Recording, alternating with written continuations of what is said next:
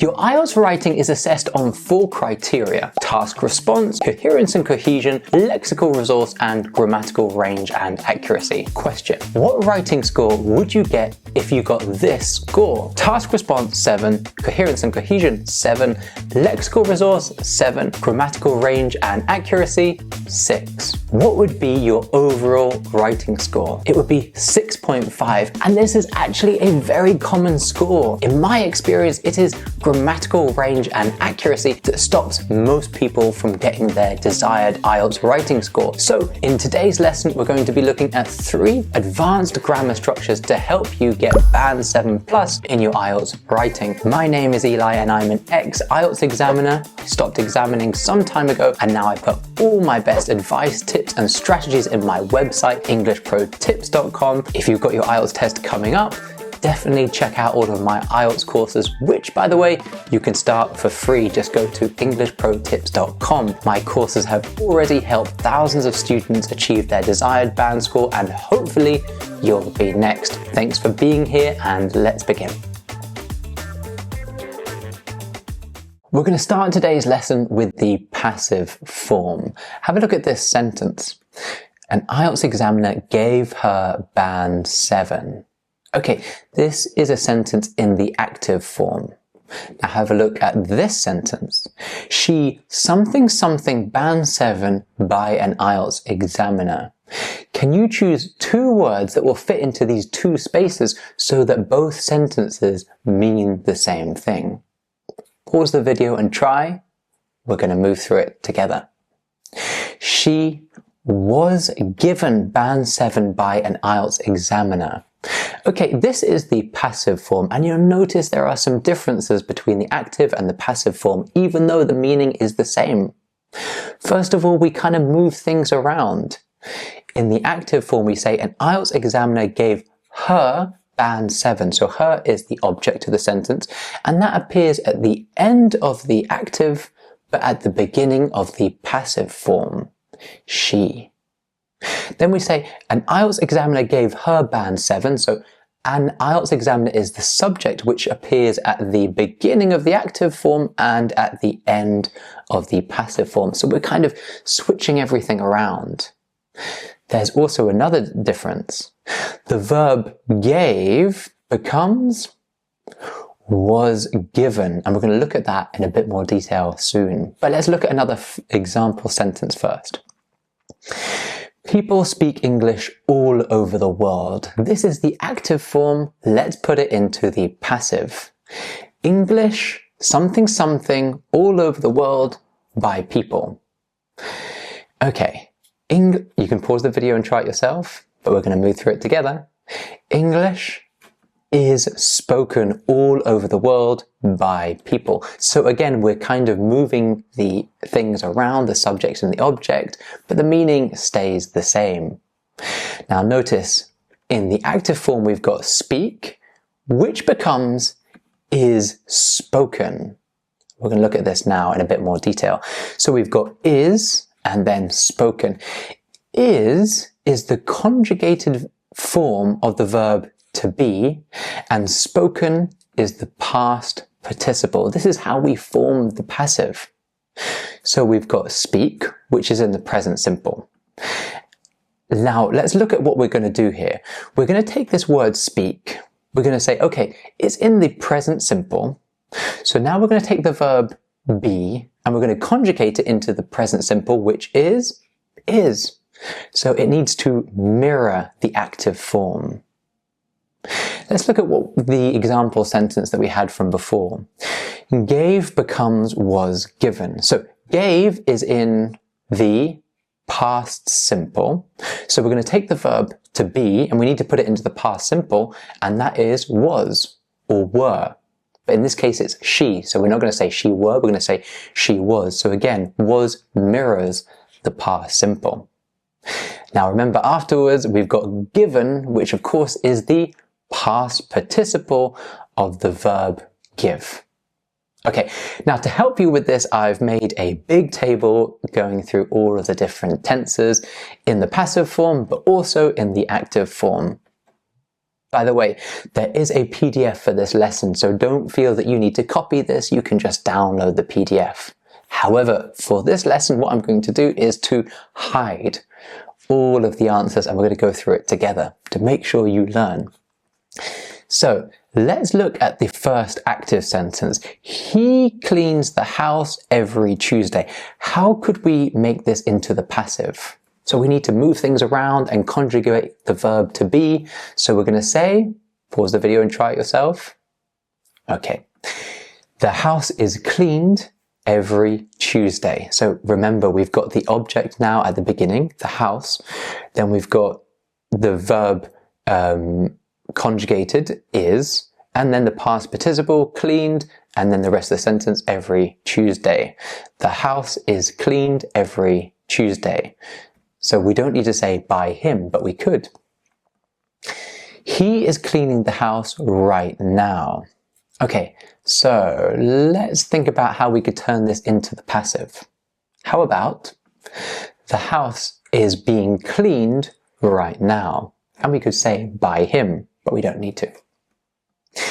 He cleaned the house yesterday. Pause the video, put it into the passive, and let's do it together. The house was cleaned yesterday. By the way, guys, if this is too easy for you, still stick around because I'm going to show you some more advanced techniques of how we can use the passive to really boost our IELTS score. He was cleaning the house last week. Okay, the house was being cleaned last week. He has cleaned the house already. The house has been cleaned already. He had cleaned the house before you arrived. Pause the video if you want to try it yourself. The house had been cleaned before you arrived. He will clean the house by the time you arrive. The house will be cleaned by the time you arrived. He will be cleaning the house when you arrive. So this is the future continuous. We're getting pretty complex here. The house will be being cleaned when you arrive. Okay, he must clean the house before the party. The house must be cleaned before the party. The last sentence here is when we use modal verbs. Now, modal verbs are things like can, could, may, might, shall, should, will, ought to. There are basically 9 pure modal verbs. We're not going to get into this lesson, but if you would like a video on modal verbs, let me know, because I do think they are very useful to teach and they're very useful for the IELTS exam. Now, if this is getting a little bit complex for you, then there is a full lesson on my website in the Task 2 writing course that shows how you can use the passive effectively in your IELTS essays, but we're going to move on.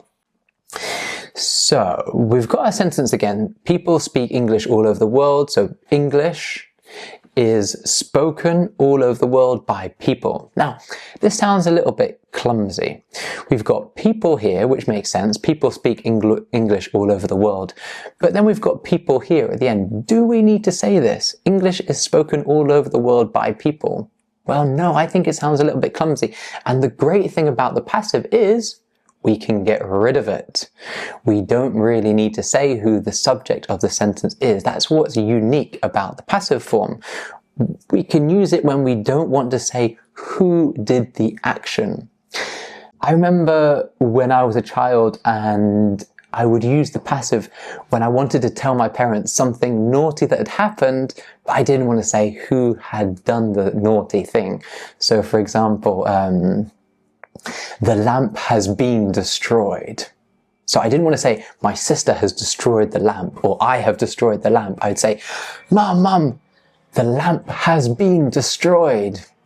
Who did it? I don't know. I don't have to say because I'm using the passive. Now, how do we use the passive in IELTS essays? There are basically 4 very useful ways to use the passive in your IELTS essays. The first is this. When we want to focus on the object and not the actor. Let me show you an example sentence. International students are forced to pay higher tuition fees by universities. Okay, the focus of the sentence is on international students not the universities. We could even get rid of the by universities. It's not so relevant. We're focusing on international students here.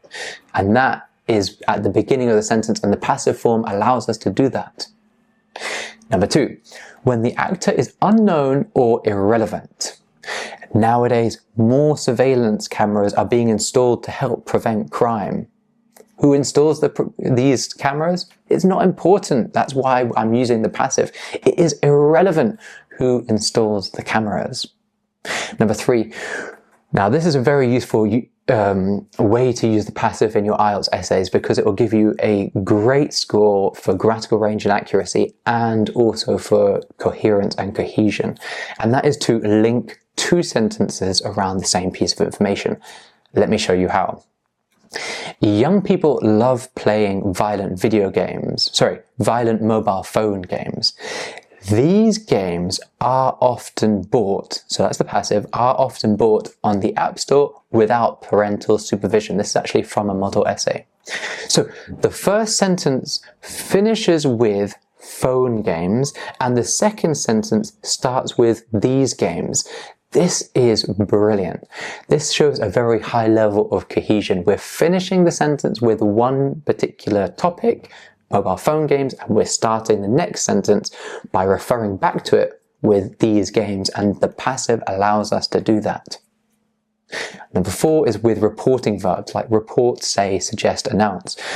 It has been announced that university tuition is likely to rise in the foreseeable future. So this is often because what is being announced or said or suggest is more important than who announces it. Not all the time, but this sentence would suggest that. Now, if you're finding this a little bit complex, then definitely check out my Task 2 writing course, where I have an entire lesson dedicated to how to use the passive in your IELTS essays, with a worksheet and lots of quizzes to make sure that you can understand it.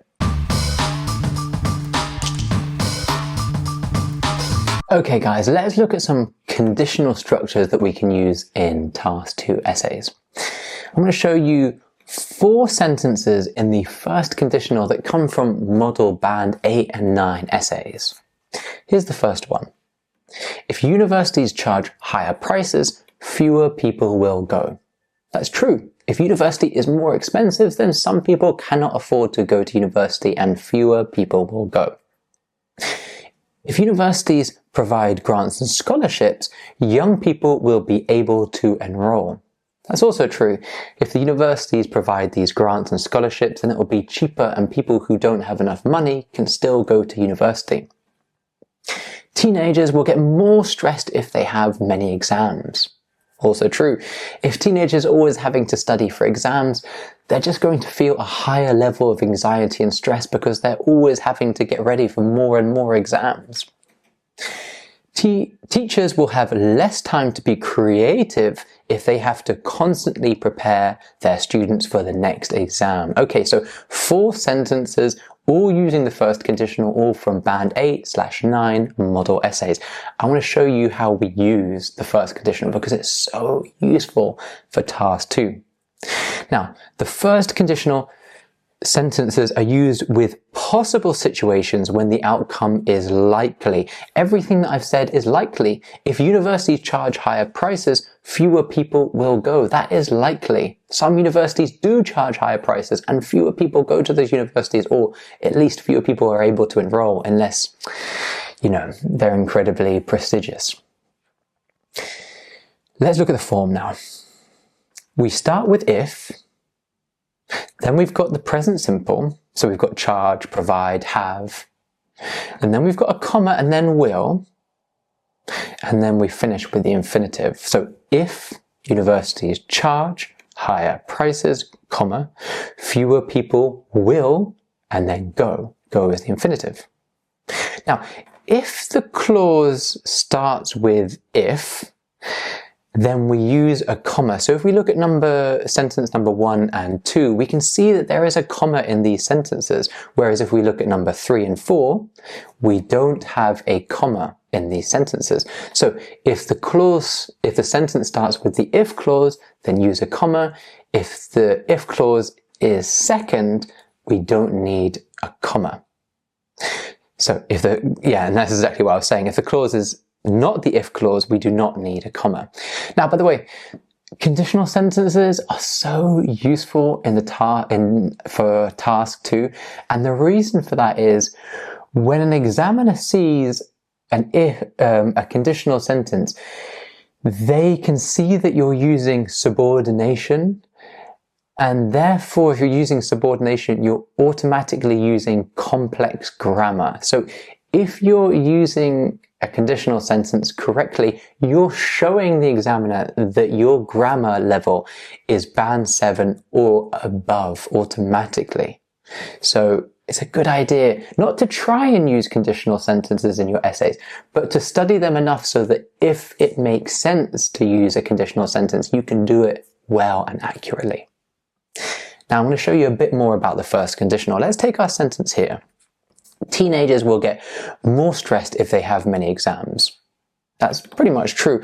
However, we might want to maybe dampen this sentence a little bit. We can say something like, teenagers might get more stressed if they have many exams. That even sounds a little bit better to me. Teenagers may get more stressed. Teenagers can get more stressed. Teenagers could get more stressed.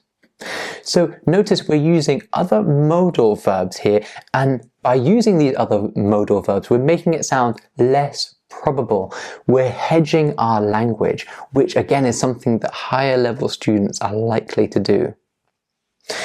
Now, we're going to move on to the second conditional because this conditional is also very useful for our IELTS essays. I'm going to show you 4 sentences that come from band 8/9 model essays. The first one is this.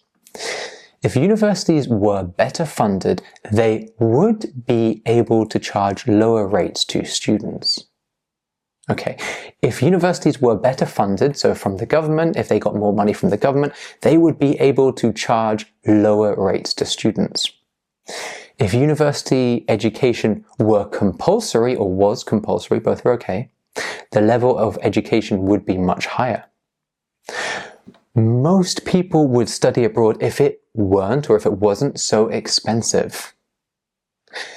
There would be less need for teachers if everyone studied online. Okay, let's look first at the use. The second conditional is for imaginary or unlikely situations. If we look at sentence number 2, if university education were compulsory. Compulsory means everybody has to go to university. It doesn't matter whether you're interested in academia or not, you need to go to university. Is that likely? It's unlikely, so we're going to use the second conditional. Sometimes there is some overlap between when we'd use the first conditional and the second conditional. However, for a sentence like the number 2, it's very, very unlikely that university education is going to be compulsory, so I'm going to use the second conditional here. Now, how do we form the second conditional? Well, we start with if, and then we've got the past simple. So remember before we had the present simple, now we've got the past simple, and then we've got would. Remember before when we were looking at the first conditional, we had will, now we've got would, and then we've got the infinitive, which is the same as the first conditional. Now, the same thing happens with the commas. If we start with the if clause, then we put a comma into these sentences, and we can see that in number 1 and number 2. However, if the first clause is not the if clause, then we do not need a comma, and we can see that in sentence number 3 and 4. Now, I want to point out something that we can see in sentence number 2 and 3, and that is the use of was or were. Now, in the past, grammatically, we were meant to use were in conditional sentences. It was kind of seen as a way of suggesting that something was hypothetical or subjective. It's like a kind of subjunctive form in English. However, now we use it more interchangeably. We can say, if it was raining or if it were raining, both are absolutely fine. So you can see that here in sentence number 2 and 3. Now let's take sentence number 2 and let's look at some different variations of words we can use. If university education were compulsory, notice I use were, you can choose. If education was compulsory, the level of education would be much higher. Okay, that's fine. But we can also say might be much higher. could be much higher.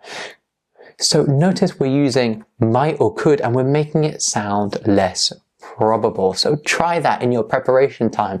Learn conditional sentences and then experiment with using different modal verbs to hedge your language and make it sound less probable.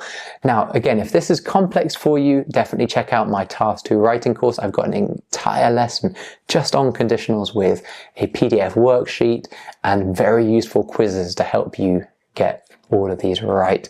We're going to look at some advanced forms of using if in conditional sentences. Now, there are certain words that we can replace with if. One of the most useful ones is the word unless. Unless universities provide scholarships, many young people won't be able to afford university fees. Now, we can also use so long as or as long as. So long as companies are profit-oriented, they will always look for ways to avoid paying tax. So let's look at the use and form of these two new words, unless and so long as or as long as. So unless means if not. It's like the opposite of if. So people will damage their health unless they stop smoking. That means the same as people will damage their health if they don't stop smoking. Okay, what about so long or as long as? Well, that's similar to if. So if companies are profit-oriented, they will always look for ways to avoid paying tax. So long as companies are profit-oriented, they will always look for ways to avoid paying tax. So unless is if not, and so long as or as long as is like if. Let's start this part of the lesson with a challenge. Look at this sentence. International students are already paying greater tuition fees. International students are forced to rent expensive university accommodation. Okay, here's the challenge. I want you to combine these two sentences into one sentence. However, to make it a little bit more difficult, you're not allowed to use the word and. So pause the video and try and do that, and then we're going to do it together. Well, how about this? International students who are already paying greater tuition fees are forced to rent expensive university accommodation. Lovely sentence. Let's try it again. Many students are attracted to countries like England and America. In England and America, they can improve their English speaking skills. Let's try and combine the information from these two simple sentences into one complex sentence. Many students are attracted to countries like England and America where they can improve their English speaking skills. Okay, so notice the way we take two simple sentences and we combine the information to create one complex sentence. We're going from band 6 grammar to band 7 plus grammar. I'm going to show you how we do that. These are called non-defining relative clauses and they are great. So we use these non-defining relative clauses to give extra information about a person, a place, an object, or an idea. So notice we're going to use certain relative pronouns, and I'll explain what they are. When we're describing or when we're giving extra information about people, we're going to use who. Let me show you. International students who are already paying greater tuition fees are forced to rent expensive university accommodation. We use who because we're referring to international students who are people. For places, we use where. Many students are attracted to countries like England or America where they can improve their English speaking skills. So we're using where now instead of who because we're referring to places like England or America. Now, for places, sometimes we're going to use which if it's followed by a verb or a preposition. Let me show you. Many students are attracted to countries like England or America which have world-class universities. Because we have the auxiliary verb have, we can't say where have, that's awkward. We say which have world-class universities. Now, the fourth is when we're referring to things, we use which. Some universities provide scholarships, which make the tuition less expensive. Now, there are other relative pronouns you'd use for more non-defining relative clauses. I'm just using these 4 because they're the most useful for our IELTS essays. Let's have a mini test. For people, use, so international students, something. International students, who. For people, we use who. For places, use. Many students are attracted to countries like England or America. Where they can improve their English speaking skills. For places, use what, if followed by a verb or preposition. Many students are attracted to countries like England or America, which have world-class universities. Then for things, we use, some universities provide scholarships, which make the tuition less expensive. Remember, there is a PDF with all of this information that's going to be below this video, so don't worry about copying all of this down. If that helps you, then certainly do it, but if not, then you can just download the PDF. I'm going to show you 2 extra little rules because I think they're kind of useful. For possession, use, so the Javan tiger, something habitat. What would you put there? Let's just see how much you know. The word is whose. Have you ever used the word whose in English? Well, this is how you use it. The Javan tiger, whose habitat, we're talking about the habitat of the Javan tiger, we're talking about possession, was largely destroyed by humans, is now extinct. And for time, use, the party at the weekend, done something, more people can come. The party is at the weekend when more people can come. Hey, it's been a real pleasure to go through this quite comprehensive, quite tricky grammar lesson together. I really hope that you've got something out of this lesson, and I really do recommend that you don't just go straight into your IELTS exam the day after watching this video. These are complex grammar structures that you need to spend time practicing before your IELTS test. Remember, if you do want that extra help, then check out my Task 2 writing course. You'll find an entire lesson on each of these grammar points where I'll give you PDFs and quizzes to make sure that you're ready for your IELTS exam. Best of luck with all of your studies, and I'll see you in the next lesson. Bye.